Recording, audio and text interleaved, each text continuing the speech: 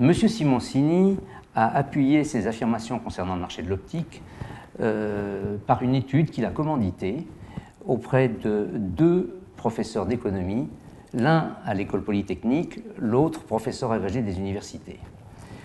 J'ai étudié cette étude pour me rendre compte qu'elle était fausse et qu'elle s'appuyait sur des données erronées. Et je me suis attaché à avoir une analyse critique de cette étude avec mon œil d'ingénieur civil des mines et d'économiste diplômé d'Harvard Business School.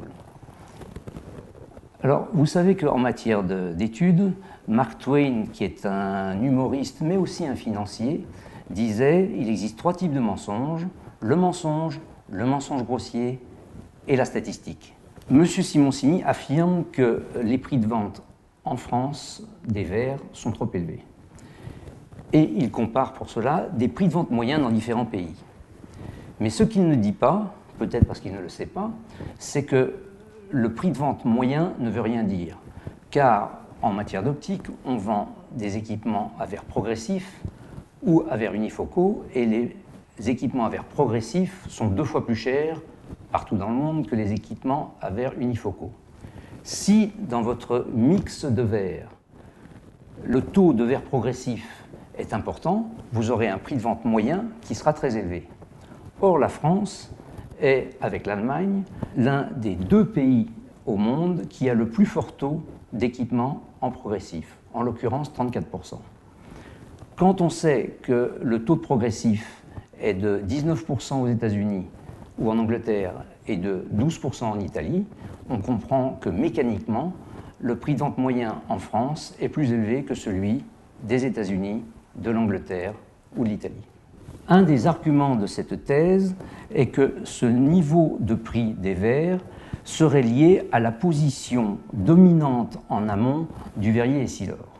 Alors, M. Simoncini prétend que Essilor a une part de marché de 90%. Or, ceci est totalement faux. La part de marché du groupe Essilor en France est de 66%. Et si on raisonne en volume plutôt qu'en valeur, de 50%. C'est comme ça qu'il faut raisonner, puisque ce qui compte, c'est un client, donc il faut raisonner en volume et non pas en valeur. Si l'on compare les prix de vente en France et en Allemagne, on se rend compte que les prix de vente des progressifs sont à peu près similaires et les prix de vente des unifocaux aussi similaires. Or, l'Allemagne se caractérise par une part de marché d'Essilor de 20%, quand celle de Zeiss est de 19%, de Rodenstock de 17% et de Hoya de 15%. Donc, dans un marché où Essilor n'a que 20% de part de marché en valeur, les prix de vente allemands sont les mêmes qu'en France, où Essilor a une part de marché de 66% en valeur. Toute la théorie de la captation de la valeur ajoutée de la filière par Essilor au travers de prix de vente artificiellement élevés est mise à mal. Alors, les 2 éminents économistes qui ont réalisé cette étude affirment que 5 acteurs de la distribution possèdent 70% des points de vente et 73% du marché de l'optique. Ceci est totalement faux, car quand on enlève de ces 5 groupes tous les magasins qui sont adhérents aux 3 premières centrales d'achat, c'est-à-dire en l'occurrence 4800 points de vente, on se rend compte que 3 acteurs, en l'occurrence Chris Optique 2000 et Grand Vision, détiennent 28% du marché et non pas 70%. Si on fait un parallèle, par exemple, avec l'alimentaire, si vous ajoutez les parts de marché de Auchan, Carrefour et Leclerc, vous aurez une part de marché qui sera bien supérieure à 28%. Donc le marché de l'optique n'est absolument pas concentré comme le prétend cette étude. Nos 2 brillants économistes affirment qu'il y a 11 500 points de vente d'optique en France, ce qui est exact. Et ils sortent après une théorie fumeuse comme quoi le trop grand nombre de magasins d'optique en France se traduirait par des prix de vente trop élevés pour justifier la vie ou la survie de tous ces points de vente. En l'occurrence, il est curieux que des économistes puissent affirmer que plus il y a de concurrents, plus il y a de concurrence, donc, et plus les prix sont élevés. Le bon sens économique le plus élémentaire affirme exactement le contraire. Un autre exemple qui montre que nos économistes se sont fourvoyés. Page 40 de l'étude, ils indiquent que le résultat courant moyen d'un magasin d'optique est de 20% de son chiffre d'affaires. Or, ils nous ont pris comme données les données des entreprises individuelles qui déposent leurs comptes auprès de centres de gestion agréés. Les 20% en question ne sont que la rémunération de l'entrepreneur, l'opticien qui est dans son magasin. Et ce type d'exploitation ne représente que 10% des points de vente, les 90 autres % étant gérés sous forme de sociétés à responsabilité ou de sociétés anonymes.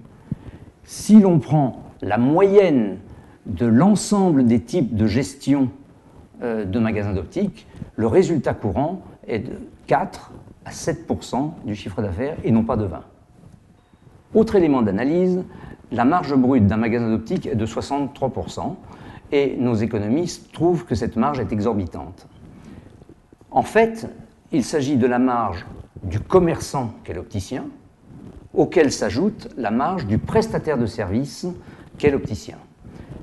Un commerçant qui vend des produits en l'état a une marge classique, dans le textile par exemple, de 40%. Si on ajoute les 152 minutes passées pour réaliser une vente en termes de conseils et de prestations, que l'on facture à un taux horaire de 30 € hors taxe, on arrive à un coût de la prestation de 75 €, ce qui représente 20% du prix de vente moyen d'un équipement. Donc la marge de 60% s'explique très bien, c'est la marge du commerçant et du professionnel de santé prestataire de service.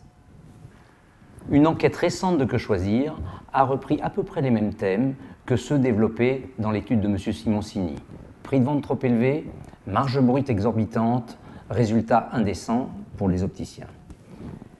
Si nous ne contrecarrons pas ces informations, cette parole risque de devenir parole d'évangile et, comme le disait Goebbels, un mensonge maintes fois répété risque de devenir vérité. C'est pourquoi j'ai missionné l'agence Havas pour rétablir la vérité des faits auprès des médias grand public.